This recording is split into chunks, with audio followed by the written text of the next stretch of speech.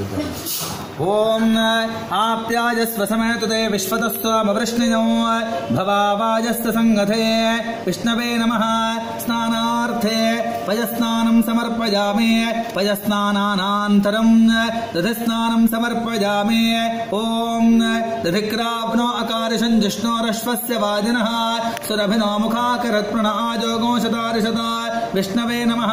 दधिस्नानं समर्पयामि दधिस्नानानन्तरं घृतस्नानं समर्पयामि। ओम घृतं मिमिक्षरे घृतं वस्तजो निर्घृते श्रुतो घृतं वस्तधामा अनश्वधमावहमाधयस्व स्वाहा कृतं वृषभवक्षिहव्यं विष्णवे नमः। घृतस्नानं समर्पयामि घृतस्नानानन्तरं मधुस्नानं समर्पयामि। ओम मधुवातारतायते मधुक्षरन्ति सिन्धवः माद्वीर्णः सन्तोषदेः मधुनक्तमुतोषसे मधुमत्पार्थिवगोरजः मधुद्योरस्तुरप्पिता मधुमान्नो वनस्पतिर्मधुमागो अस्तु सूर्यः माद्वीर्गावो भवन्तु नः विष्णवे नमः। मधुस्नानं समर्पयामि शर्करास्नानम्। ओम स्वादुपवस्व दिव्याय जन्मने स्वादुरिन्द्राय सुहवेतु नाम्ने स्वादुरमित्राय वरुणाय वाजवे बृहस्पतये मधुमागो अदाभ्यः विष्णवे नमः।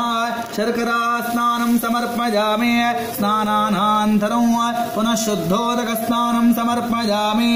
ओम आपोहिष्टामजो भुवस्तान ऊर्जे तधातना महेरणाय चक्षसे यो वश्यवतमोरसस्तस्य भाजयते हनः उशतेरिव मातरः तस्मा अरङ्गमामभोजस्य क्षया जन्मथा आपो जनजथा जनः शुद्धोदकस्नानं समर्पयामि शुद्ध आचमनीयं समर्पयामि।